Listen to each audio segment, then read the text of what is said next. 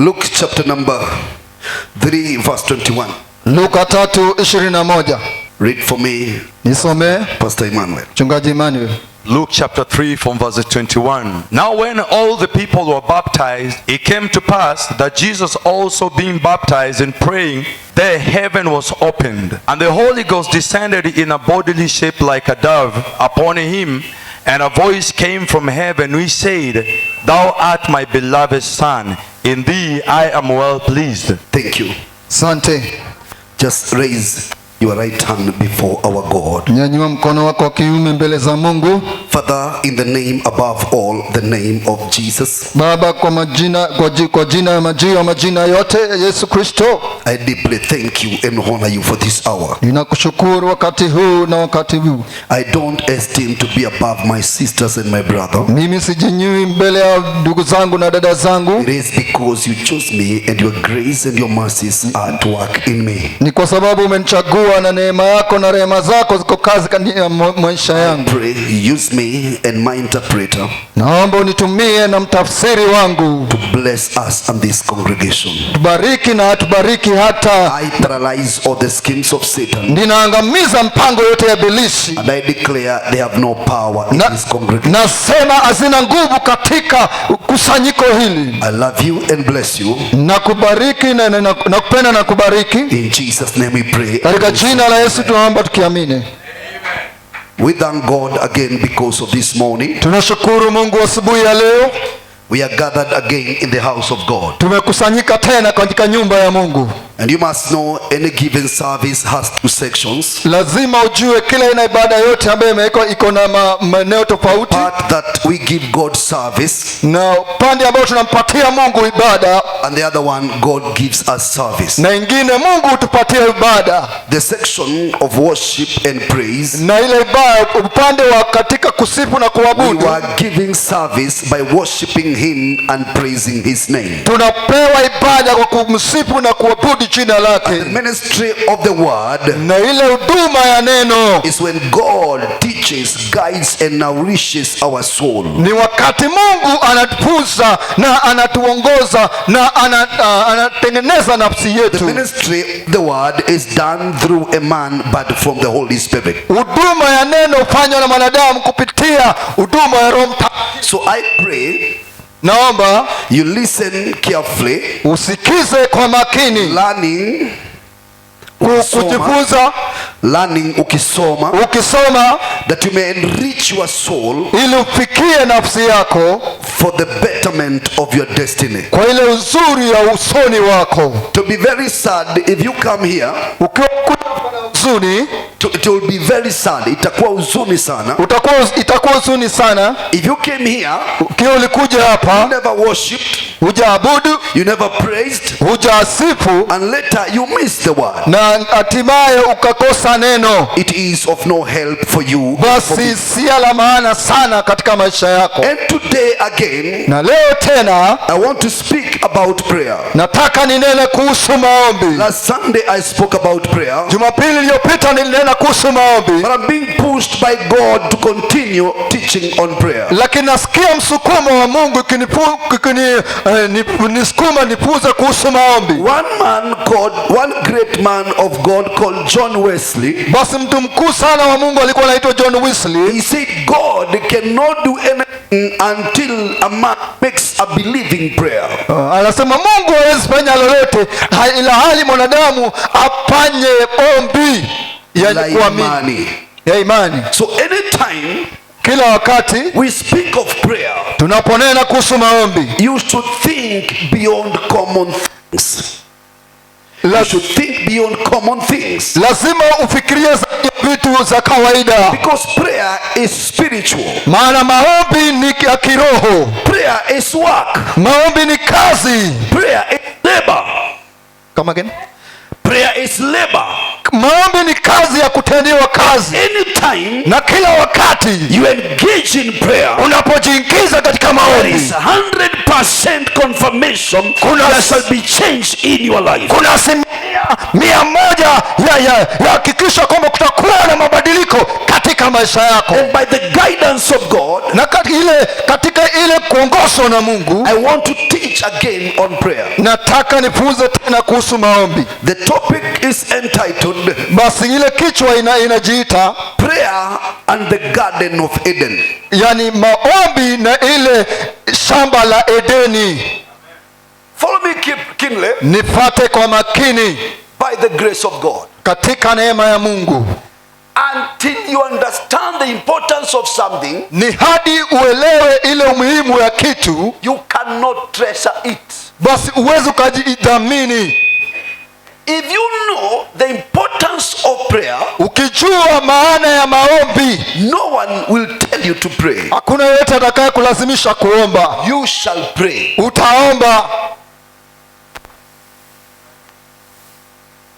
John Wesley again, John Wesley akasema tena, to neglect prayer kukataa maombi is the reason for the hindrance of the church living a holy life. ni sababu ya kanisa kutoishi maisha ya utakatifu.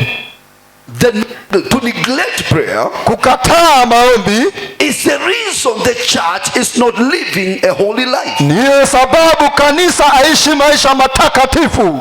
Ndio sababu kanisa haishi maisha matakatifu. Listen to me keenly. I'm saying the refusal to pray Ile kukataa maombi is the reason the church is not living a holy life. ndiyo sababu kanisa aishi maisha matakatifu. If you are keen, the level of your struggle in prayer Ukiwa mwangalifu yani kiwango chako ambao unang'ang'ana katika maombi, is the same level of struggle in living a holy life. basi hivyo ni ile kiwango moja ya kuishi They are maisha matakatifu. interconnected. Zimeshikamatana. Yanasema hivi, I say this, kiwango unang'ang'ana kuomba, that the step or the struggle you have in prayer the struggle, ile kukangana kunao kwa maombi ni same na jinsi unang'ang'ana katika kuishi maisha matakatifu. is the same the way you are struggling to live a holy life. Because prayer is beyond talking. Maana maombi ni zaidi ya Prayer kupenda, is beyond asking. ni zaidi ya kuomba, Prayer is something spiritual. ni kitu cha roho. And I declare in the name of Jesus, Anatangaza katika jina la after Yesu, this sermon, baada ya I'll have 20 people kuna watu hapo or 30 people ama watu who 30 shall purpose to pray. ambao watakusudia kuomba. Almighty men of God Watu wakuu hata wa Mungu who caused revival, walioleta ufufuo, who changed the world, walibadilisha were dunia. men who love being on their knees. Walikuwa wanaume ambao wanapenda kuwa katika magoti yao. Bill Graham said Billy Graham akasema there are 3 things in his ministry kuna vitu vitatu katika huduma yake they must do. lazima ziwepo. Number 1, Ya kwanza they must pray. lazima waombe. Number 2, Ya pili they must pray. lazima waombe. Number 3, Ya tatu they must pray. lazima waombe. Church of Jesus, Kanisa la I Yesu pray for you. kuombea, Love prayer. penda maombi, Us to pray. kushuhudia maombi, Your life will never be the same. na maisha yako haitakuwa hivyo tena. There are 2 things the devil will fight you not to do. Kuna mambo mawili ambayo shetani You anakupiga can buy usifanye. a Bible. Unaweza nunua Biblia, You can buy a Bible, unaweza nunua Biblia, but the devil will never allow you to read the Bible. na shetani hatakuruhusu kulisoma.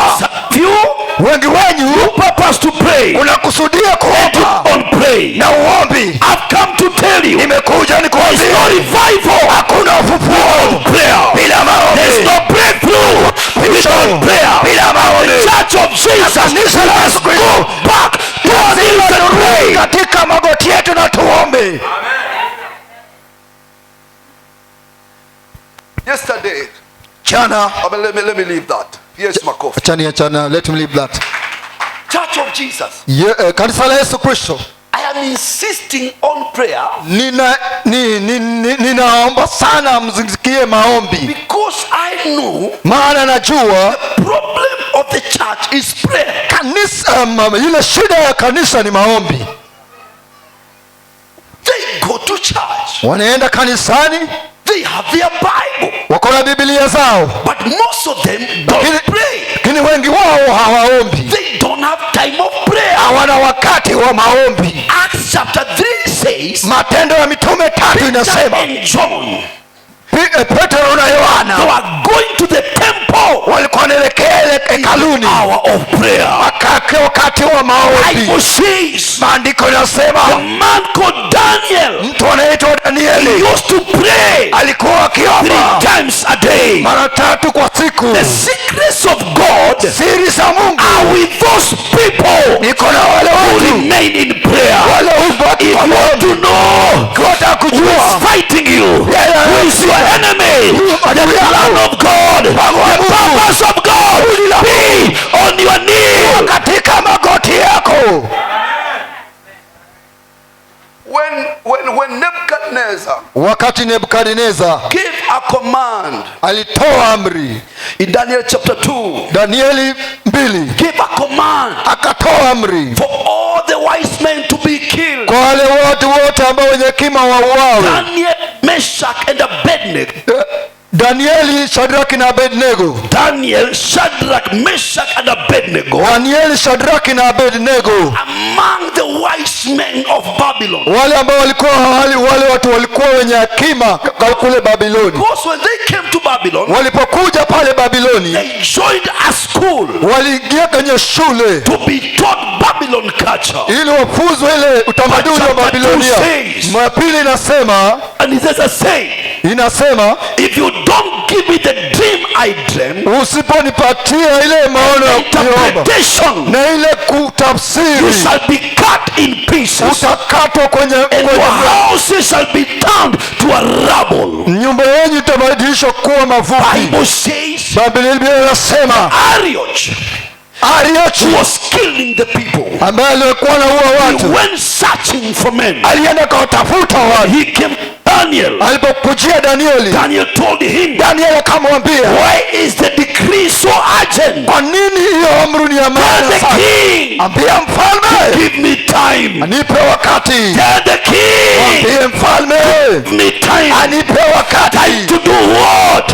Wakati wa kufanya To nini? be on my knees. Kuwa katika magoti Time yangu. to do what? Kaka fanya Be nini? on my knees. Kuwa katika magoti yangu. Bible says, Biblia inasema Daniel went. Danieli He akaja called Shadrach. akamwita He Shadraka, called Abednego. akamwita He Abednego, called Meshach. akamwita The Meshach. intercessors. They Unawaombezi. went to pray. Wakaenda kwa maombi. Praying all night. Wakaomba usiku wote. Telling God, Wakimwambia we Mungu, shall die. And tutakufa. the Bible declares Inatangaza. the dream, the secret was revealed to Daniel in a dream by night. katika ndoto. If you want to know Wataka kujua the secrets of God, siri za Mungu, penda magoti.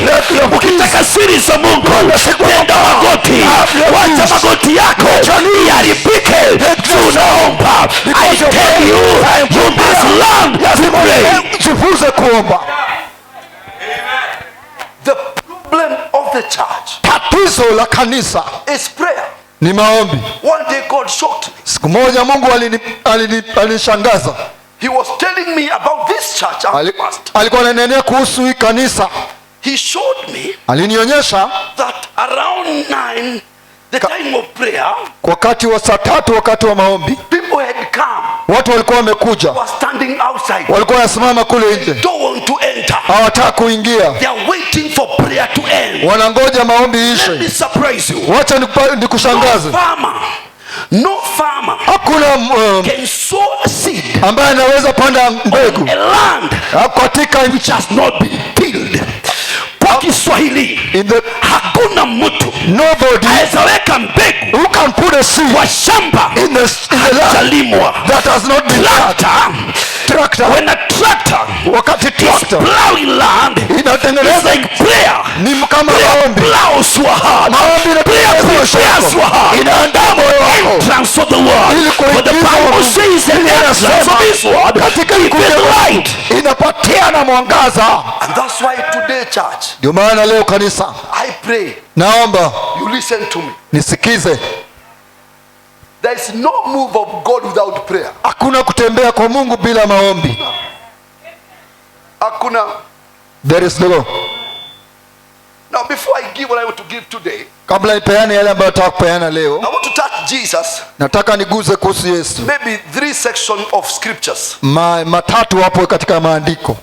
Now, Luka, the Gospel of Luke, Injili ya Luka is written by Luke. imeandikwa na Luka mwenyewe.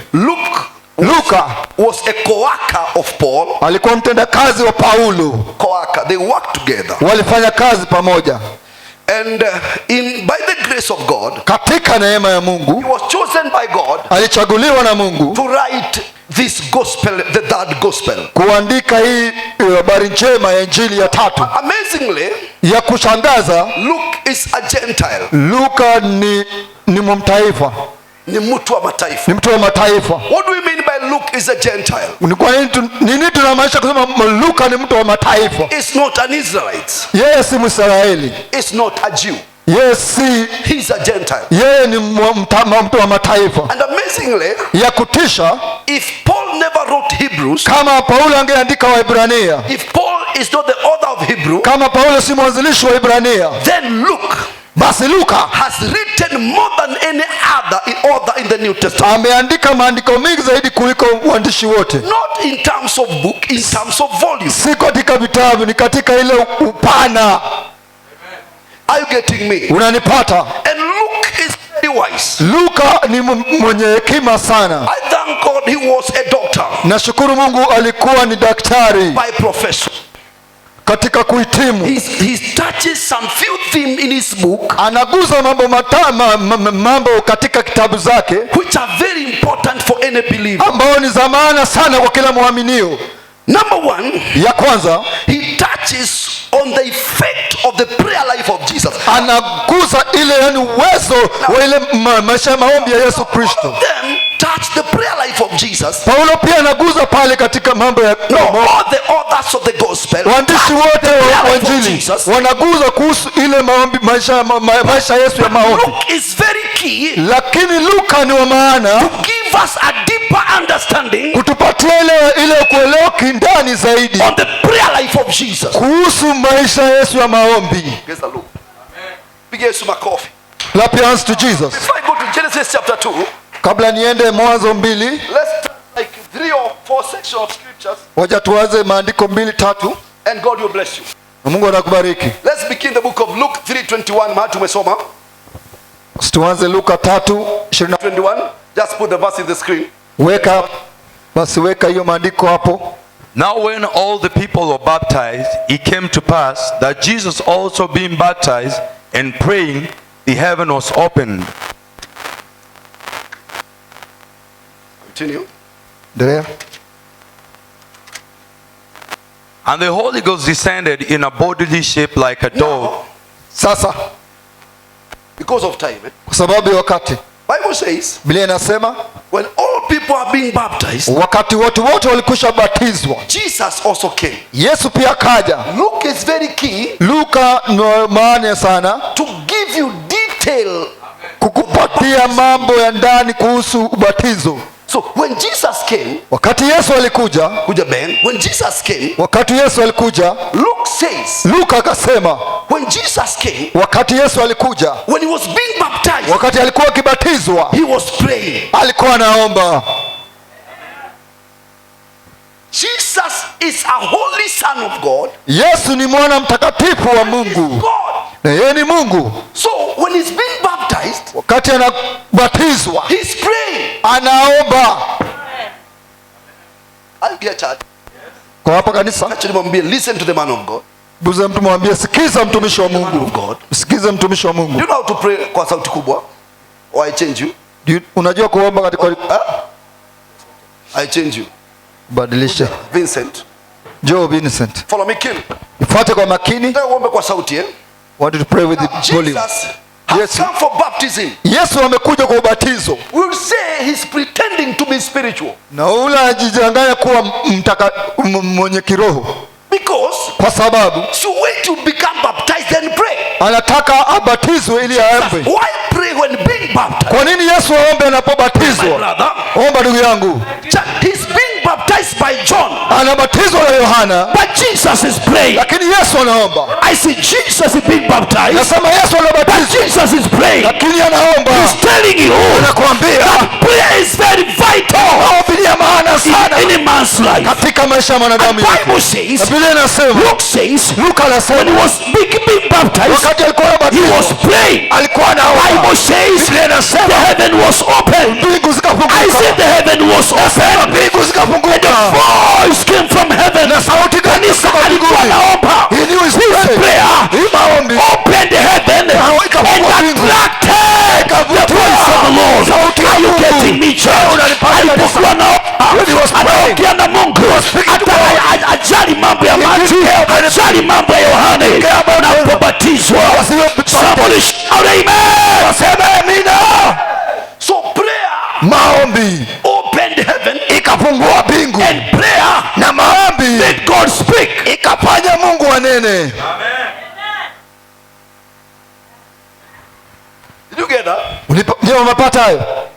Prayer Maombi opened heaven. Did the man for me that verse? ikafungua mbingu. 21 opened heaven. Ikafungua mbingu. Hiyo na ushike vizuri. I wanted to be king of that and Prayer time. opened heaven Mbingu ikafungua, maombi ikafungua mbingu and made God speak. ikafanya Mungu anene. Now, Mungu anasifu mwanae Now God is praising his son, because he's being baptized. maana anabatizwa He does not kill the fellowship. lakini hajawacha hilo shirika. Anabatizwa na Johane, He's been baptized by lakini John, anaongea na Mungu but he's speaking to the because Father. Jesus treasured Maana Yesu his alitamani prayer more than anything maombi else. yake kuliko vitu vyote. Yesu makofi. Clap your hands to Jesus. Because of time. Sababu ya wakati. Second verse. Ya pili, mstari wa pili. Let's go to 6:12. Twende 6:12. Same book, very fast. The same book. Luke 6:12, very fast. Luka 6:12, haraka haraka. To go very fast, I give you the understanding. Tuende haraka nikupatie ufahamu. And it came to pass those days that he went out into a mountain to pray and continued all night in prayer to God. Luke takes time Luka anachukua wakati to tell you kukuambia in those days katika hizo nyakati he went to the mountain alienda kwenye milima and spent all night in prayer. akatumia muda wake wote katika That maombi. is Jesus. Lakini Yesu, That is Jesus, huyo ni Yesu, the Holy Son of God. mwana takatifu wa Mungu. Let's start the third one, the fourth one. You finish. Luke. Acha tuanze ya 3 na 4 tukimalizia. Let's touch 9:28 of Luke. Luka 9:29. No, 3:21. He's baptized praying. Batizwa akiomba. God speaks. Mungu ananena It's open. na mbingu zinafunguka. God speaks. Mungu Heaven is ananena, open. mbingu zinafunguka. Luke 6:12. Luka 6 He spent the whole night in prayer. anatumia muda wake wote katika Let's maombi. go to Luke 9 verse 28. Twende Luka 9:28. Very fast. Very And Haraka haraka. And it came to pass about 8 days after these sayings, he took Peter and John and James and went up into a mountain to pray. Now, Church of Jesus. Basi kanisa la Yesu, Luke 3:21. Luka 3:21. Jesus is baptized praying. Yesu anabatizwa akiwa Luke naomba. 6:12. Luka He 6:12. spent the whole night in prayer. Anatumia muda wake wote akiomba. Now Luke 9:28. He Luke- does something. Luka 9:28 anafanya He kitu. picked John. Na He picked John. anamnyanyua Yohana, James. anamnyanyua Yakobo Peter. na anamnyanyua Petero. Are you getting me, church? Unanipata kanisa? Chukua John, He take John, James and Peter. James and Peter. He went with them to pray. Anaenda na hapa maombi. Remember Luke 3:21. Kumbuka Luka 3:21. Prayer opened heaven Maombi inafungua and mbingu made God speak. na inawacha Mungu Luke akanene. 6:12. Luka 6:12. He's alone. Yeye yuko peke We yake. don't know what happened. Hatujui nini This is kitatendeka. that prayer. Hii ni maombi ya We tatu. are now told. He Tunaambiwa went with them. Read for me alienda very fast. pamoja nao. Nisomee haraka haraka. For me, just come to the altar. Njoo madhabahuni. And it came to pass about 8 days after these sayings, He took two brothers, Alichukua watatu, John and James who are brother, Yohana na Yakobo na ndugu yake na Petero. and Peter. He Na went with Petero. them to the mountain to pray. Alienenda pamoja nao kwa milima kuomba. Ndio? Tome? and as he prayed, the fashion of his countenance was altered. Now Jesus, we say this is Jesus because tunasema huyu ni Yesu, he's in white. yuko katika nyeupe. Jesus Yesu began to, now Jesus used to kneel down. Yesu alikuwa anapiga magoti. God the Son used to kneel down. Mungu Mwana alikuwa anapiga magoti. They just join them. David to be three. Waungana pamoja na Daudi. Carried 3 men. Anawabeba wanaume He watatu. left them, he went to pray. Anawawacha akienda kuomba. Just pray, young man. Anza kuomba kijana. Read for me what happened. Nisomee kenye kilitandika. You'll get me Nipate kwa makini, utanipata. in Genesis. Utanipata mzuri. The teaching goes to Genesis as Iba- the foundation. Mafunzo yanaenda kule mwanzo Pray, young man. omba I kijana. have to hear your voice. Yes, read for me. And as he prayed, the fashion of his countenance was Can you- altered. As he was praying, Wakati alikuwa akiomba, alikuwa akiomba, his countenance was changed. yaani maisha yake In ilibadilika. Luke 3:21, Luka the 3:21, heaven is open mbingu and a zinafunguka voice comes. na sauti inakuja. He's again praying. Anaendelea na Are you kuomba. getting me? Too much power in prayer. I pray and declare from today, God raise me an army of men of prayer. Ya watu wenye maombi. Follow me, King. You'll get me as I go deep. Nifuate kwa makini, utanipata ninapoingia kwa undani. Pastor Emmanuel, Some mchungaji Manuel, put BBE is the best for that verse. weka BBE Begin that verse now 28 BBE kwa haraka. 28 BBE. And about 8 days after he had said, Let's all read. Some wote.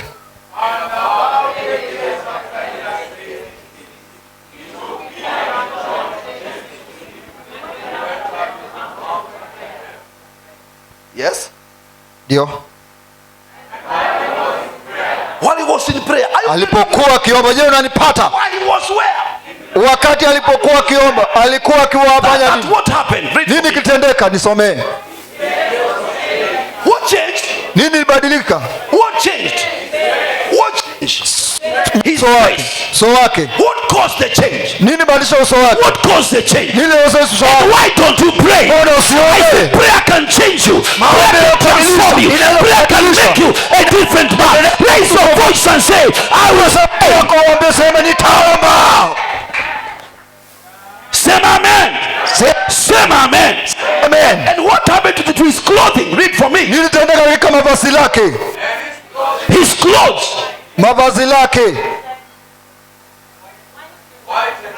White and shining. Kang'aa nyeupe. Are you getting me? Unanipata? Now, the word used there means Maneno yametumiwa pale. his garment Ni ile was mavazi lake. flashing like lightning. Zilikuwa zinakaa kama, So the priest made change his face ikabadilisha and change his garment. ikabadilisha mavazi lake. Kanisa la Prayer Yesu, can change your face. kama maombi yanabadilisha uso wako Garment. na How mavazi about yako. your mind? kuhusu How maombi about your yanabadilisha spirit? How about your life? Na maisha I've yako. come to tell you, Nimekuja the kuambia, church of Jesus, kanisa la let's Yesu. go back to prayer. katika Let's go maombi. back to prayer. katika Let's maombi. go back to prayer. And our life will never be the Maisha same. yetu itakuwa hivyo tena. Are you getting me? Je, unanipata? His face is changed. Uso wake unang'aa. Clothes are changed. Mavazi lake zinang'aa. 3:21 as he was praying, the heavens, 3:21. now do you think the heavens was shut? It was still open. Unafikiri mbingu kwa zilikuwa zimefunguka? These are the beams of the glory of Kwa God. sababu ya Ya utukufu wa Mungu was a ilishuka glory of juu God. yake. Now upon the him. devil can stand against this. I gani said anaweza the simama devil hii? can stand against this. Shetani gani anaweza simama mbele ya mwanadamu kama huyu? Why don't we pray? Joona pia kaomba. Why do we hate prayer? Kwa nini tunachukia maombi? This is your savior. Huyu ni mkombozi wako. 6:12 look, he spent night in prayer. 6:12 Luka anachukua muda wake wote katika maombi. Why don't we pray? Go. Tusiombe. Why don't we pray? Mbona tusiombe?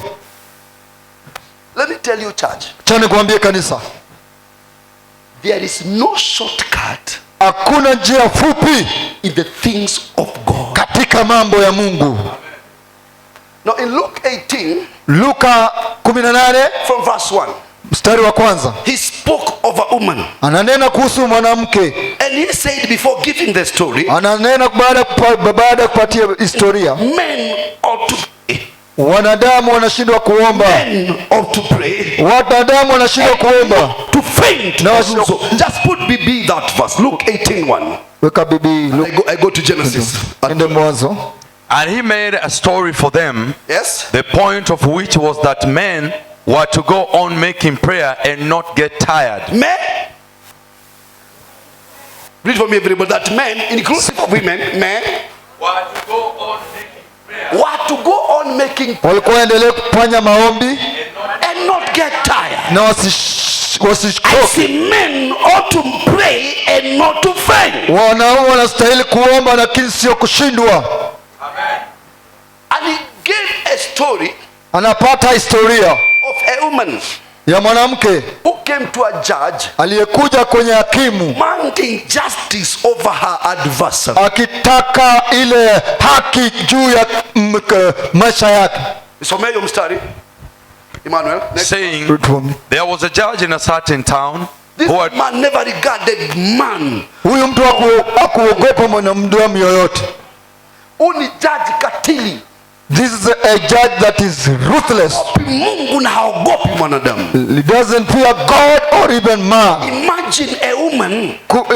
Fikiria mwanamke. A woman Mwanamke going to a judge anaenda katika hakimu who does not fear God. No. yeye ambaye haogopi mwanadamu yote ama Mungu. This woman received her result. Na yeye anakona kusudi. Why can't you go to God every hour? Every day of your life, God is more than this job. Mungu sio mtu mwanadamu. Read for me. Nisome. and there was a widow in that town, and she kept on coming to him and saying, And say, give me my right against the man who has done me wrong. give me my right over the man who has done. Nipe haki yangu kwa ile mtu ambaye amenikosea mie. And the judge did what? Na hakimu akafanya nini? And for a time he would not. For a time the judge could not do. Kwa wakati hakimu angeweza kufanya. What does this teach you? Hii inakufunza nini? This is a woman Huyu ni mwanamke going to a judge who does not fear. anaenda kwa hakimu ambaye yeye The haogopi woman chochote. knows that. Na mwanamke anajua huyu. Where is this man? Let me use your wife. Acha nitumie bibi yako. Yes, you can see I'm using your wife. Allow me. Unaweza naona nikimtumia nikuruhusu. Now this woman Huyu mwanamke is coming to a judge. anakuja kwa hakimu. Just stand David and act like that. Mama Daudi ndio ufanye akusaidie na ukatae na nguvu. Go and ask him and tell him to help you and he refuse with all force. She went home, just come again. Alirudi nyumbani, rudi She tena. went for the second time. Akarudi ya pili. The judge refused to. Hakimu akakataa. She came back again. Akarudi tena. He went back to the judge Ya again. tatu akarudi tena. Jesus is saying, Yesu anasema if this judge ikiwa kanisa who does not fear God ambayo ogopa and yeye give an answer, why don't you go to God? usiende kwa Yesu kwa maombi. Read for me, Emmanuel, as I start. Some Emmanuel. And for a time he would not. But later he said to himself, though I have no fear of God Though I have no fear of God, Anasema sina kuogofia kwa Mungu. or respect for man, though I have no fear of God, Sina ile kuogofia kwa Mungu. or respect for man, Hata heshima kwa mwanadamu. atanimaliza. He will destroy me. Kila saa wewe ukuje, kila saa anakuja. Every time he comes. Enda ukirudi mara kama 5 anakuja. Go and go 5 times. Akasema nitachoka. Say I'll not get tired. Sasa ufike mahali uanze kuumia useme sasa mama atanimaliza. Reach a place and say that now this woman will kill me. Kanisa, Yesu ametoa hiyo kwa sababu gani? Jesus was saying that Mama alipata majibu. Kwa nini wewe usipige magoti kila wakati mbele za Mungu? Wacha kusema hajajibu. Wacha kusema hajajibu. Go before the Lord every day, every hour. Somebody shout amen. And he said what? Read for me. Kasema nini? because this widow is a trouble to me, I will give her her right. It's a trouble to me. Huyu mwanjana ako na shida Yeah, sana. God, she's a trouble to me. Amekuwa tatizo kwangu. Go and trouble God. Enda ukatupa I see tatizo trouble kwangu. God in prayer. Ukatatiza I see Mungu. trouble God in Tatiza prayer. Mungu katika I see maombi. trouble God in Tatiza Mungu prayer. katika Somebody maombi. say, I will pray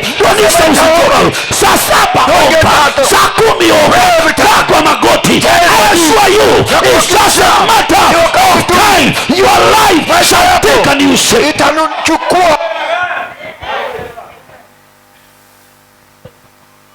Karibu kiti. Welcome the chair. Kanisa, Church, let me give you a short testimony. Just nataka kutoa. wacha nikupatie ushuhuda fupi tu ambaye itakupatia Nimechukua Kongo. The way I've taken Congo Na nikachukua Yakobo. and I take Jacob. I was going somewhere Nilikuwa naenda mahali with them. pamoja nao. Nilipofika hapa When I reach here, kulikuwa kunaoshwa. it was being washed. Kulikuwa na Joseph simama. There was Joseph, stand up. Mama Helen simama. There was Mama Helen. Walikuwa naosha. They were doing cleaning. Na nikawaambia before we go, I told them kabla twende, na intercessory. we need to have lazima tuwe na maombi. Mwache kuosha. Stop cleaning. Weka hiyo kona. Go in that Kwa hiyo corner. kona And do mwingine. that corner. Mwingine pale. The other one, the other side, and the other Nami side. nikakaa hapa. And me I stood here. Tukaomba. We prayed For only 15 minutes. for 50. Only 15 minutes. Dakika 15 And we left. na tukaondoka. The first testimony Ushuhuda ya kwanza tokea hapa Home Depot. here on Home Depot. A man had a canter. Mtu alikuwa na lori. So when akaniingia He enters kuingia ahead of my car. unaingia gari nikiwa hapa anaingia barabara When I'm just near, he entered wrongly near my car. tena akaongea mbaya. Then he spoke ruthlessly. Sema boss una madharau. Say you are Boss, you don't have respect. nimesema boss una madharau. Hapa kuna mzungu. Sema boss una madharau sana. Boss. I never talked, Hakuongea. but for them they were very unhappy. Na hao walikuwa wamefurahia. How is he answering our pastor? Kwa nini anajibu mchungaji wetu vipi? After passing him, Baada ya kumpita yeye, so he came na hasira akani overlap. he came with the angry and then he overlapped. Akaenda towards Mirema. He went towards Mirema. Hakupita Mirema. He didn't pass Mirema. Tulipata polisi kwa gari yake akipelekwa Kasarani.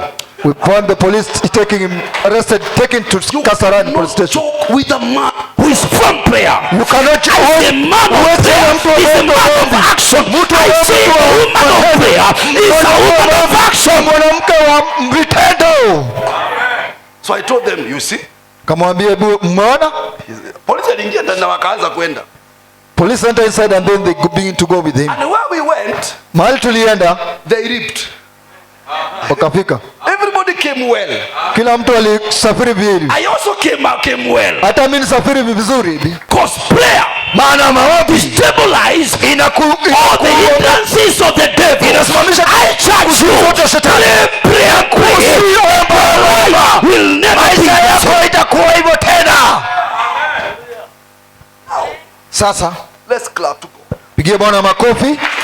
Now, Sasa I want us to know nataka tujue when God created man, wakati Mungu alimuumba mwanadamu, what did he provide for him? basi alimpatia mwanadamu nini? Because the provision that God gave man Yeah. must reveal to us what we need. Basi ile upewa mwanadamu lazima itufunulie nini kusudi ya hiyo mwanadamu.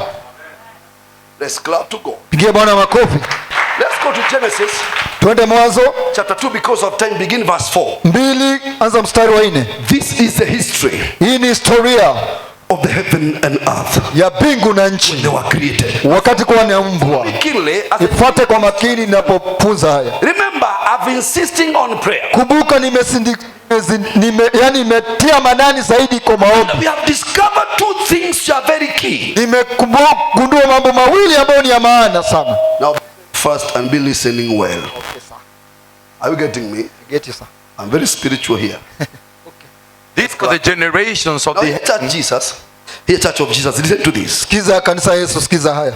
We have heard Tumesikia while Jesus was praying, wakati Yesu alikuwa akiomba, the heaven was open, mbingu zikafunguka. the heaven was open, Mbingu zikafunguka and the Father spoke, na Baba akanena and the Holy Ghost came. na Roho Mtakatifu akaja. Prayer is the reason Basi maombi ni kusudi for the heaven to open kwa mbingu kufunguka and the Father to speak. na Baba anene. Most people who say God spoke to me, Watu wengi husema Mungu amenenea, prayerful people, ni watu wenye wanaomba zaidi. have never heard the voice of God. Hujawahi sikia sauti ya Mungu, Just your prayer. basi endelea, ongeza maombi yako. Monologue. Maana maombi sio Prayer is kawaida. a dialogue. Maombi ni ile kukutana. Not meaning you are talking to a senseless being. Prayer is talking to a God who can hear. Na maombi ya Mungu ambaye anaweza sikia mtu. So the more you engage in prayer, unapoziingiza zaidi katika maombi, you hear the voice of zaidi God. unasikia sauti ya Mungu. I pray for you. Na kuombea From today, kutoka leo, engage in prayer. unaingiza katika You shall maombi. tell me, Utaniambia, I know my enemies. najua adui I zangu. know my enemies. Najua adui zangu. so Basi 3:21, 3:21 it has opened heaven. aina funguka kwa bingu. 3:21 sorry, iko na kufungua bingu. Thank you. Unajua ndio saa nyingine watu wili open interpreter, because sasa ningekuwa nimepanda kama gari inakwenda kwa speed ya 400 nini, speed ya 400 forward kilomita pala, manake na sijaguza Genesis na ujumbe wangu hata huko nimetoka huko Genesis. You should know that sijaguza ujumbe wangu. I'm not teach my message. Are you getting me? Unanipata? Very alert, my brother. Okay sir. Church of Jesus, Kanisa la Yesu, Luke 3:21. Luka 3:21. Prayer has opened heaven, Bingu imefungua, maombi imefungua bingu. made the Father to speak, Imefanya Baba nene and praise the Son. na asifu mwanawe, The Holy Ghost has come. na Roho Mtakatifu amekuja. Luke 9:28. Luka 9:28. The face of Jesus is altered. Uso wa Yesu unabadilika, His garments are altered mavazi yake zinabadilika, zinang'aa Because of prayer. kwa sababu ya maombi. So if Jesus' prayer Ikiwa maombi ya Yesu made all this to him, ilifanya mambo haya yote kwake, then we must pray. basi tunastahili tuombe. Read for me Genesis Somee Mwanzo 2:4. Now follow me keenly. I'm 2:4. to expound this. Nifate kwa I'll makini, try as much as I can. You nitajaribu jinsi nilivyo nataka, ili upate jinsi unastahili kupata. now Genesis 2:4 Mwanzo 4:2 is a revision of Genesis 1. ni ile, yani ni ile revision, kurudia Mwanzo 1. In Genesis Mwanzo 1 to chapter 1 verse 1 to 25, 1 mstari wa 1 hadi 25, everything is created. mambo yote yanaumbwa. Genesis 1:26, 1:29 man is created. mwanadamu anaumbwa. So man came after all things were created. Mwanadamu alikuja baada ya mambo yote kuumbwa.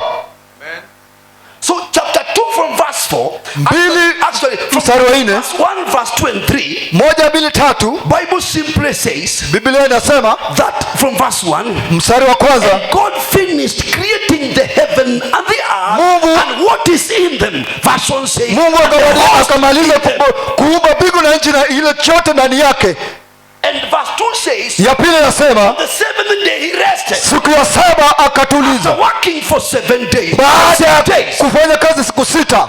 And then verse 3 says, Ya tatu inasema God blessed the seventh day Mungu and akabariki siku ya sanctified the 7 seventh day. na akaitakaza. now verse 4 says, Ya 4 yasema This is the history hii ni historia of the heaven and the earth ya mbingu na when nchi they were created, zilikuwa zikiwa the day zikuumbwa, they were made. siku ile zilitengenezwa. now follow me keenly. Read Nipate kwa makini. These are the generations of King the James heaven.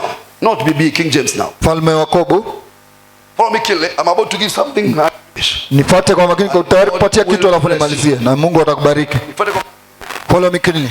These are the generations of the heavens and of the earth when they were created, Yes. in the day that the Lord God made the earth and the heavens. Yes. And every plant of the field before it was in the earth, and every herb of the field before it grew. For the Lord God had not caused it to rain upon the earth, and there was not a man till the ground. So there was no plantation Hakukuwa na mimea by this time wakati huu, because man was not created. maana mwanadamu hakuwa ameumbwa. Are you getting me? Unanipata? You are getting me? Je, unanipata? In Genesis 1, Mwanzo 1 we have heaven and earth created. tuko na mbingu na nchi And zikiumbwa inside them, na vitu ndani yake. Follow me keenly. Nifuate kwa makini. Genesis chapter 1. Mwanzo 1, Bible speaks of the creation of the heaven. Biblia inanena kuhusu uumbaji wa mbingu na nchi And what is in them. na kile ambacho kiko ndani yake. Did you get me? Je, unanipata? Of heaven, Tuko na mbingu, we have earth. tuko na nchi. Read for me. Nisome.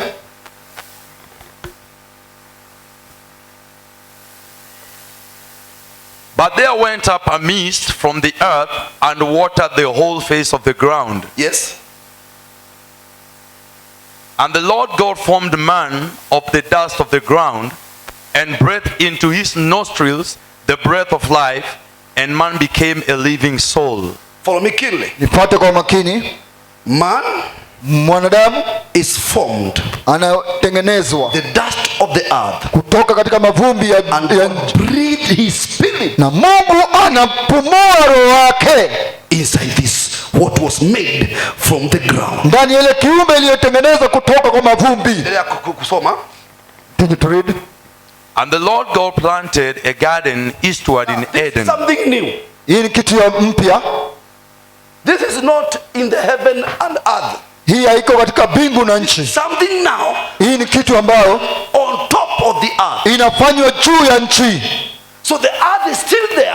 Nchi bado ilipo. Now, Church of Jesus, tunaenda vizuri hapa because kama utanifuata utanishika. Let's understand one another. Genesis 1 verse 29. Mwanzo 20:1, God had said, Mungu akasema man will eat everything that bear the seed. mwanadamu akule chochote ambayo iko na mbegu. Was not supposed to eat meat. Mwanadamu hastahili kula nyama. It was not in the menu. Nyama haikukuwa katika kile There was menu ya no Mungu. what we call carnivore animals. Hatukuwa na hiyo All animals eat leaves.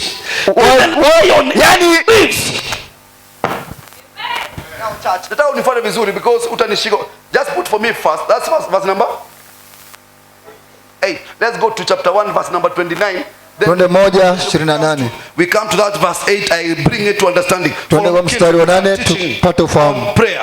I'm still in prayer. Niko katika maombi. Ndio. And God said, behold, I have given you every herb bearing seed. Now man is to eat what? Every herb. Mwanadamu afaa kula nini? Kila mimea Bearing seed, which is upon the face of all the earth, and every tree in the which is the fruit of a tree yielding seed, to you it shall be for meat. Is there any meat there? Je, kuna nyama yote pale? Huh? What is our food? Unajua kuna jina Chakula yetu ni nini? nimesoma hapo jina fulani. Mimea, Herbs, madawa, fruits. matunda. Now why was there no meat in the menu of God? Kwa nini hakukuwa na nyama katika mpangilio wa Mungu? Who can answer me if you Nani anaweza nijibu? have spoken this before? Nimenena hii awali. Why was there no meat in Kwa nini hakuwa na nyama katika mapangilio ya Mungu? Look at why there was no meat. Kwa nini hakuwa na nyama? Yes, sister. Dada,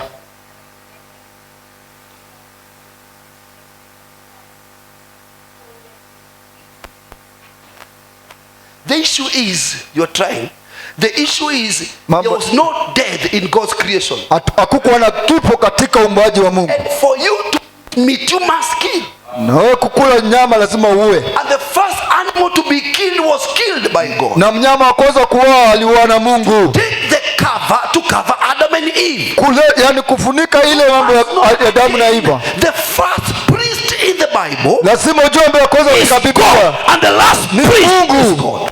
Na wa pili ni God Mungu. did not just slaughter the animal to cover them. Mungu hakuchinja tu nyama kufunika. The Church of Jesus. Kanisa la Yesu. Be very careful Lazima with the uangalifu understanding of the katika scripture. eneo ya maandiko.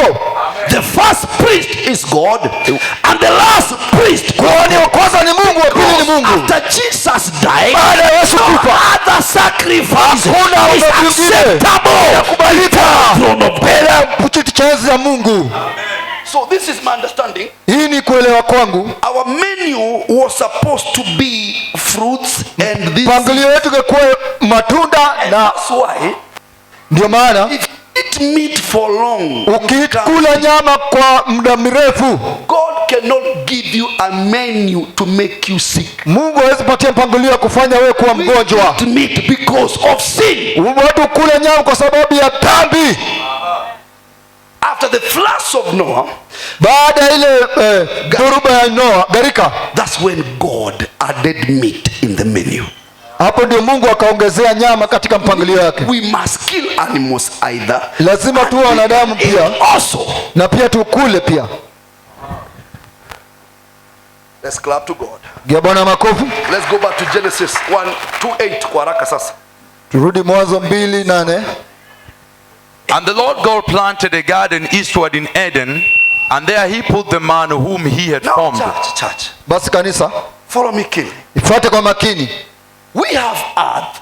Tuko na ardhi. For man to get these herbs. Mwanadamu kupata hii nataka ujue kwamba I want you to know. Chakula ya mwanadamu ya kula haikutoka Garden of Eden. The food of a man to eat did not come to the Garden of Eden. Garden of Eden. Mile shamba la Edeni. Si kizungu. Oh, nimesema kizungu. I thought I said Swahili. Garden of Eden. Shamba la Edeni is to feed the spirit of man. Ni ile kulisha roho ya mwanadamu. Earth is to feed the body of man. Na ardhi ni ile kulisha mwili wa mwanadamu. I will confirm. Follow me keenly. Basi na kuhakikishia. Ifuate kwa makini. Prayer maombi feed your body. Haijuishi mwili wako. Prayer feeds your spirit. Maombi ulisha roho yako. Prayer opens heaven for you. Inafungua mbingu juu yako. And prayer attracts fellowship. Inavutia ile ushirika wa Mungu katika maisha yako. So God planted. Mungu akapanda a garden in the east of Eden. Katika Edeni. Read for me. Nisome. I'm teaching on prayer. Follow me, kid. Nakufunza kuhusu maombi, nifuate kwa makini. And out of the ground made the Lord God to grow every tree that is pleasant to the sight and good for food. Remember. Kumbuka. There are some other trees.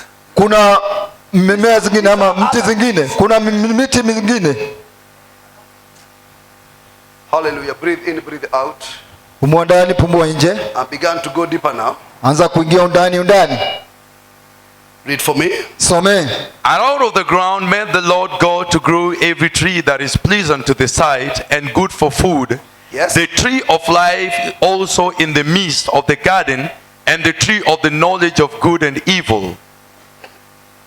And the river went out of Eden to water the garden, and from thence it was parted and became into four heads. Kanisa la Yesu. Let's clap to God first. Pigie Bwana makofi. When God created man, wakati Mungu aliumba mwanadamu, he took him, alimnyanyua to a garden, katika shamba he had made. Alikuwa amekwisha tengeneza. If you are keen, kwa makini, in the book of Ezekiel, kitabu cha Ezekia, Bible says, Biblia inasema that Satan, Shetani, before the fall, kabla kuanguka, alikuwa katika Edeni. Now Satan is not a physical being. Shetani si mwanadamu wa kiasili. Until pride was found in, hadi kiburi ipatikana ndani yake. Was in the garden. Alikuwa katika shamba. Bible calls Satan, Biblia inaita Shetani, guardian angel. Ule malaika wa Satan was to remain in the presence of God. Wala Shetani alikuwa kai katika uwepo wa Mungu. In the presence of God. Alikuwa anachunga ile uwepo wa Mungu. Follow me keenly. Nipate kwa makini kanisa hili. God has put man, Mungu amemweka mwanadamu, in a garden he had made. Katika shamba alikwisha tengeneza. But this man has begun the earth as dominion. Lakini mwanadamu amechukua tawala kule duniani. This is something special. Hii ni kitu ya maana, which is upon the earth. Ambayo iko juu ya nchi. And in this garden, na hii shamba, we have the tree of life. Tuna mti wa uzima. The tree of life is symbolism. Mti wa uzima maanisha kwamba Yesu Kristo. Amen. Now what you need to know now, and the most important, ilo nastahili kujua na ya maana, is 3 or 4 things. Ni mambo matatu manne. Number 1, ya kwanza, this was a specific position on earth. Ilikuwa mahali ambayo ni maana zaidi katika nchi. But this specific position was spiritual. Ilikuwa ni ya kiroho. Amen. Now Now God was teaching me about this garden. Mungu alikuwa ananifunza kuhusu hii shamba. Akaniambia, yes, he told me. It's God who taught me. Mungu akaniambia. Akaniambia Garden of Eden. He told me the Garden of Eden was something spiritual. Ni kitu ya roho, si kitu ya kimwili. Amen.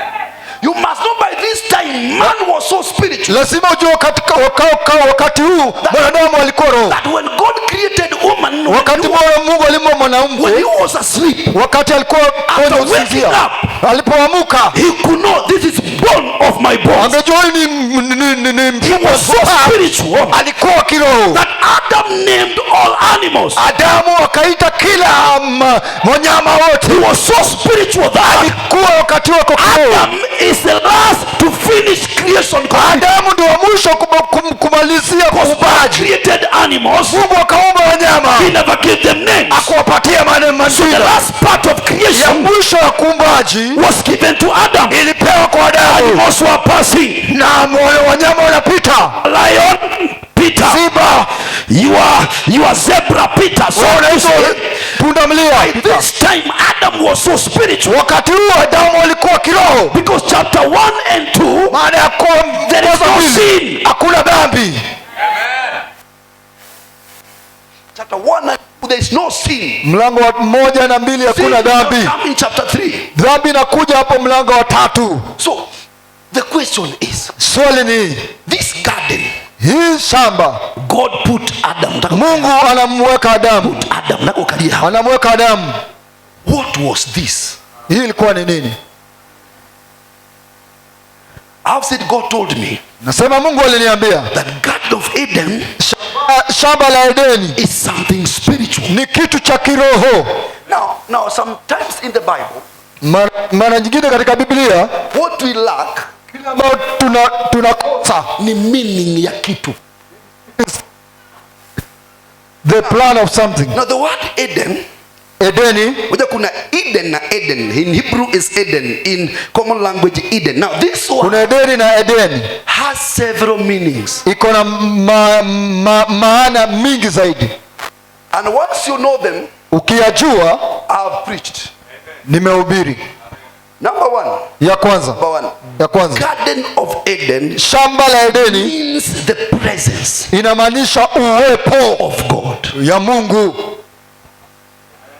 So God, Mungu, after creating man, baada ya kumuumba mwanadamu, took him to his presence, kwa kuja katika uwepo wake.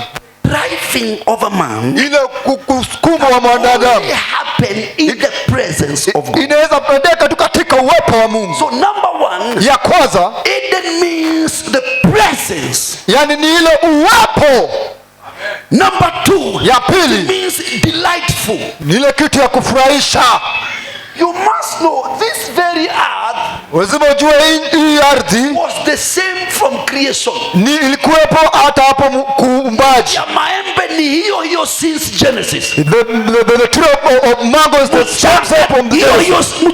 The soil is the same, it doesn't change. Blue. It does not change from to blue. But this Garden of Eden, lakini shamba ya Eden, was the presence of God, and was delightful. Na ilikuwa ya kupendeza.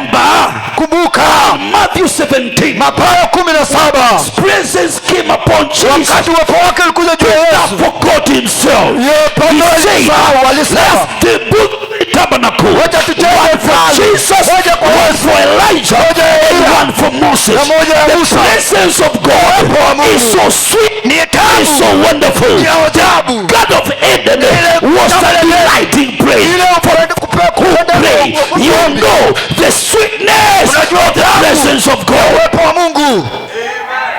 So what God had done, kila Mungu alikuwa ametenda had put man on earth, alikuwa ameweka moja kwenye nchi, and brought his presence, na kaleta uwepo wake.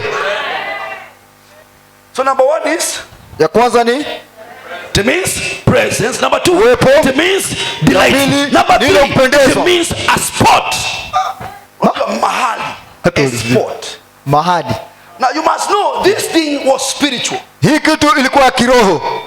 It was an atmosphere, ilikuwa ile uwepo on earth, katika nchi, for man to dwell in it, ili mwanadamu aishi ndani yake.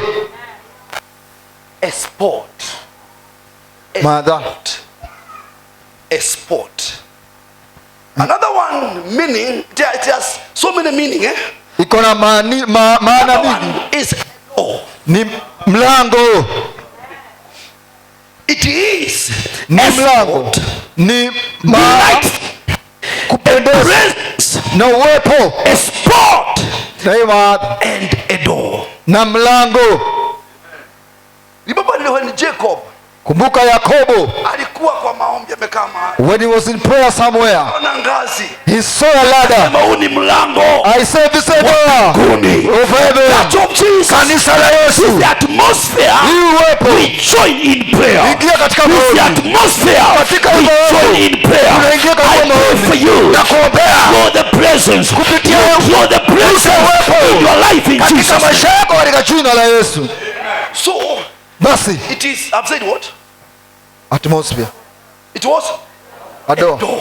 Mlango A door. ni mlango. So though God has a garden, Ingawa Mungu alikuwa na shamba, tree of life, ako na ile mti wa uzima knowledge and evil, ya ile maarifa na mabaya. there is door Kuna mlango Connecting heaven inashikanisha with mbingu the earth of man. na ardhi ya mwanadamu. and the last one Ya mwisho is a moment. ni wakati. So this is what you need to know, Ni nataka ujue that Garden of Eden shamba la Edeni was not necessarily a haikukuwa place maana to go. mahali tu ya kuenda, Is a place that walked with Adam. ni mahali ambapo kulitembelewa na Adamu. So as he was walking, Alipokuwa akitembea, God wanted as he build and work on the land, Mungu alisema alikuwa the presence akitenda of kazi God. katika When woman is giving birth, wakati it's in the wanaendeleza presence of hapo God. katika uwepo wa No Mungu. wonder after the fall, Wana baada ya God wale- said, you shall have pain in childbirth. Why? You are no Kwa longer. sababu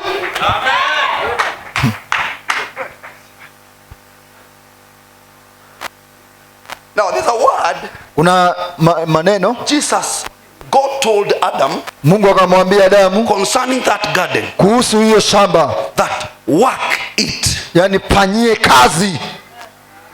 That word you might think Hiyo maneno unaweza fikiria, we are talking of kulima. we talk about farming. No, Kazi ni gani we are supposed to do. ambayo tunastahili kufanya? Tell us the works. Read for me. Tuambie kazi ni gani. John 6:28. Nimekumbuka hata kabla nianze. Samahani, Yohana 6:28. Open for me. It when they Nifungulie. the issue of the loaves, it went and went and went. They asked Jesus a question. Waliuza Yesu maswali Wayahudi. Then say they unto him, what shall we do that we might work the works of God? Now, you see, Unaona, what must we do basi tutende nini? to work Tufanye works of God? Now when you fanye kazi ya when you Mungu. hear of work, Ukisikia kazi, it's the whole day hiyo ni maybe siku working nzima and tilling the ground. ukifanya kazi ukilima. No. Pana This is what Satan will affect. kama gani? The works is what Satan shall affect. Kazi ndio shetani ataangamiza. Because the works of God are not the works we think of. Basi kazi za Mungu sio kama hizo zingine. Let me give you instructions. Wacha nikupatie mawaidha. Whenever you sit there, Unapokaa pale, make sure your eyes are open. hakikisha macho yako yamefunguka. Always put the camera there. You get those who are sleeping so that Basi kamera itakuwa ikichukua wale ambao wanasinzia. you can send to their parents to see what they do Tuwatumia in wazazi Nairobi. wake tuwaambie kile ambao wanafanya huku mjini. What they do in Nairobi. Kile ambao wanafanya huku mjini. They came to sleep. Walikuja kulala. Now let's go fast to Genesis and then we come John 6 Tuende haraka Mwanzo and we finish. alafu turudi. Just Maliza. put for me that Genesis 2 from verse number 5, 4-5 there. We read and then Mwanzo 2:4-5. next few minutes. Malize hapo dakika kidogo hapo. And every plant of the field before it was in the earth, and every herb of the field before it grew. For the Lord God had not caused it to rain upon the earth, and there was not a man to till the ground. The Lord God. But there went up a mist from the earth, and watered the whole face of the ground. God bless you. Mungu akubariki. And the Lord God formed man. Now follow keenly from there and then I will. Fuata kwa makini hapo. And the Lord God formed man of the dust of the ground. Yes. And breathed into his nostrils the breath of life. Yes. And man became a living soul. And then. Alafu. And the Lord God planted a garden eastward in Eden, and there he put the man whom he had formed. Dio. Yes. And out of the ground made the Lord God to grow every tree that is pleasant to the sight, Dio. and good for food, the tree of life also in the midst of the garden, and the tree of the knowledge of good and evil. Dio. And a river went out of Eden to water the garden, and from thence it was parted and became into 4 heads. Number one, even those rivers, they are funny. Ya tatu ya kwanza viumbe pia zinatisha. Rivers don't go spreading to become many. They join to become a big one. Basi mtu aziende zikigawanyika zinaenda kama kuzikunganishana. Na nipata. And a river went out of Eden to water the garden, and from thence it was parted and became into 4 heads. God's instruction, you attack. The name of the first is Pison. That is it which compasseth the whole land of 15 because of time. 15 sababu ya muda. And the Lord God took the man and put him into the garden of Eden to dress it and to keep it. And the Lord God commanded the man, saying, of every tree of the garden thou mayest freely eat. Let's no, the word Ted used there is the same as work. Basi hiyo neno imetumiwa kwa ni kama kazi tu. Tumeelewana? That's the same as work. To work on the garden. Kufanya kazi katika of the garden. So the work of man was, kazi ya mwanadamu ilikuwa to work, ni kufanya kazi, to take care of the garden na kuangalia ile shamba. Let's go back to John 6:28. Finish. Twende huko Yohana 6:28. Jesus answered and said unto them, this is the work of God. What's the work of God? Ni kazi ya Mungu, that ye believe on him whom he hath sent. So what the work there? Kazi ni gani? Kuamini yeye aliyemtuma. So if God told Adam to work on the garden, ikiwa Mungu aliambia Adamu fanyia kazi katika ile shamba, is to be careful, ni kuangalifu ile uwepo wa Mungu, to take care of the presence, kuangalia uangalifu katika uwepo wa Mungu. As I finish now, how does prayer come in? Maombi yanakuja ndani kivipi? Now the purpose of prayer, kusudi ya maombi, is to take you, ni kumchukua to this kind of presence. Katika hii uwepo. The more you pray, unapoomba zaidi, the more you go before the Lord, zaidi unaenda mbele za Mungu. The heavens are open, mbingu zinafunguka, the fellowship is back. Na ile ushirika one of Luke says, 3:21 Luka anasema, as he was praying, alipokuwa akiomba, the heavens were open, mbingu ikafunguka. So the more you go deeper in prayer, the more you go deeper in prayer, zaidi unaingia ndani ya the presence of God, uwepo wa Mungu, delightful, upendeza, the delightful moment, ile upendezo, the spot of God. Na ile upendezo, I say that spot, hiyo I say that spot, hiyo mahali, that door, hiyo milango, presence becomes your portion, and you begin enjoying the initial plan of God kwa mwanadamu. So unapoomba, as you pray, unavuta hiyo spot kwa haiko kila mahali. Right now it's not everywhere. It comes to men. Inakuja kwa wanadamu wanaotafuta uso wa Mungu. I repeat once more. Narudia tena. The spot, ile mahaba, the spot, the presence, ile uwepo, the delightful moment, ile mazuri ya Mungu, is now drawn, inaletwa, brought down, inaletwa chini, is created, inaumbwa, those who pray, na wale wanaomba. And as you pray, na unapoomba, door is open, the Father speaks, Baba ananena, changes your life. anabadilisha maisha yako. Tell you, Nimekuja love to pray, enda kuomba, to pray, enda kuomba, create an environment, kuomba, yani mazingira. Now church, nikisema hivyo sisemi ati kwa ni. When I say that, I'm not saying for jokes or fun. Sport sahihi haiko kila mahali. That sport is not everywhere. It is men who determine. Ni wanadamu ndio wanastahili. Amen. Wanahitaji. There's two people. Kuna watu wawili who are very prayerful. Ambao walikuwa wenye maombi zaidi. One of them, mmoja wao ni Catherine Kuhlman. Alikuwa anaitwa Catherine Kuhlman.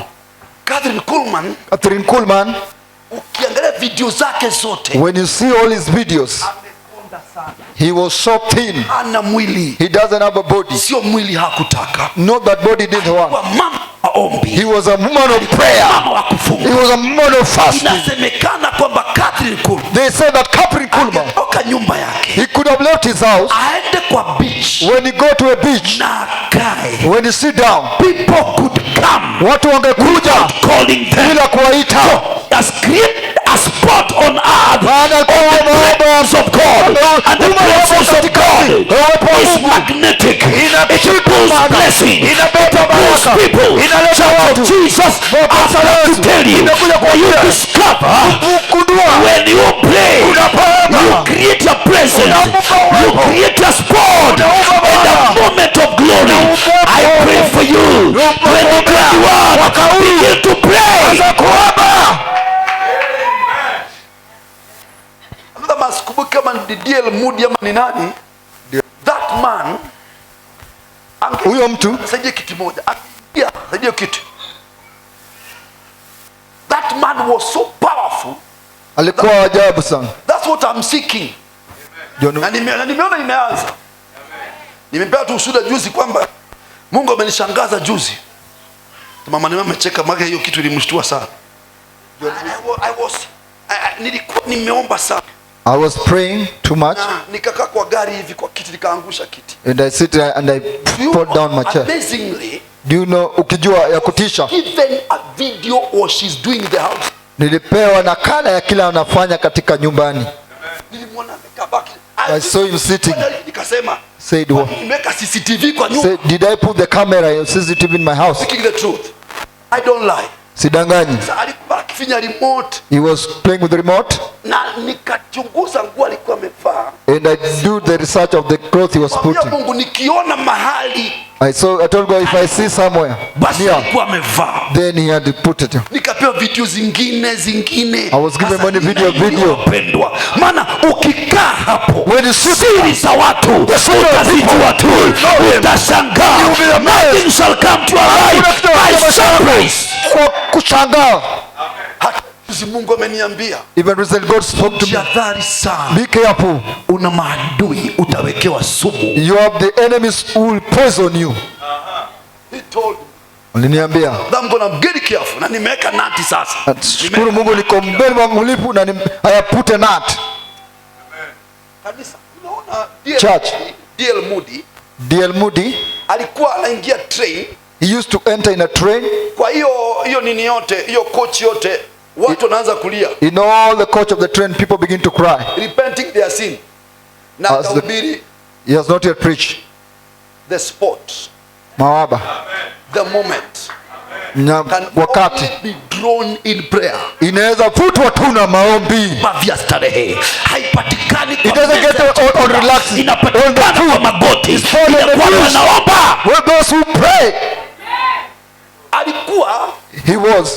akiingia hoteli ya kae When he entered a restaurant and sit down, koke, everyone must jua get uwepo saved wa Mungu. because of the presence of God. Hizi ukaangi ati kwa barabara, You nowadays you don't sit on the road. ukaangi kwa hizi manyumba, You don't stay unakaa in this ndani ya house. watu. You sit Na stay in mtu mmoja kanisa one person God. anafanikiwa kubeba He is uwepo hii, succeeding to anabadilisha ukoo yake, watoto wake na maisha yako yote. His way is Pray from today, kutoka leo your own Eden.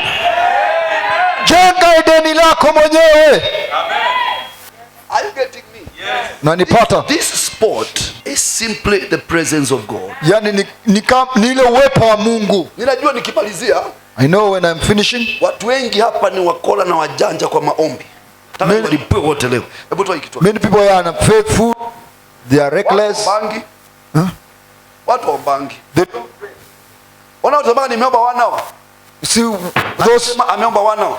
anyone who says praying 1 hour, Muulize aongee ukweli mbele za Mungu. ask him and tell him to speak true before God.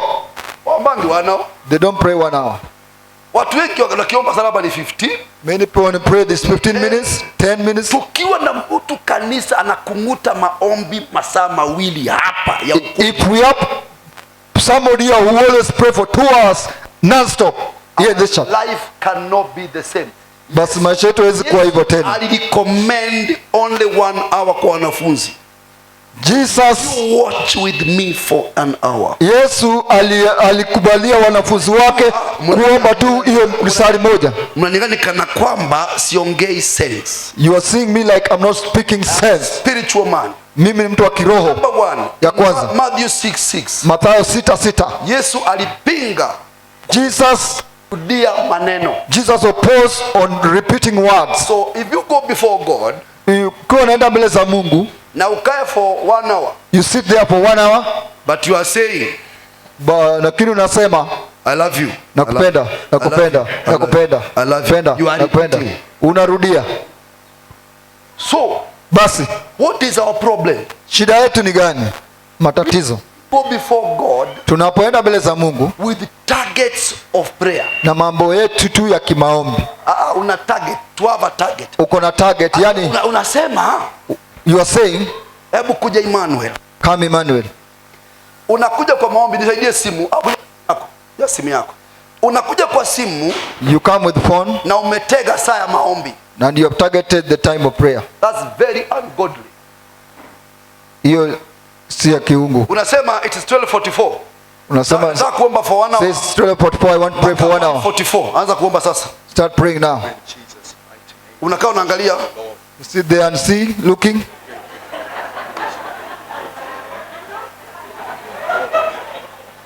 My friend, rafiki yangu, that is not prayer. Hiyo si maombi, ni mzaa. Your mind is bound to think God answers longer prayers. Akili yako imeshikamana ile kufikiria kwamba Mungu hujibu maombi yenye prayer of Elijah. Niambie maombi ya Elia. Samuel 17. Samueli wa kwanza 17. No, ni 1 Kings 17 took how? Samahani, ufalme wa kwanza 17. Ahab. Alimwambia Ahabu, there shall not be rain nor dew. Hakutakuwa na mvua hata na katika nchi. My word. Ninali tu kwa neno langu. Less than a minute. Amen. Wakati anashusha moto. When he was bringing the fire down. Chapter 18. Wakati na katakata wale wachawi. When he was cutting those witchcraft. Moto kwa dakika ngapi? He brought down the fire to all enemies. Stop having targets of prayer. Wacha tuweze kuwa na lengo la maombi. Wacha tuwe na maombi. Prayer. Amen. Yenye nguvu.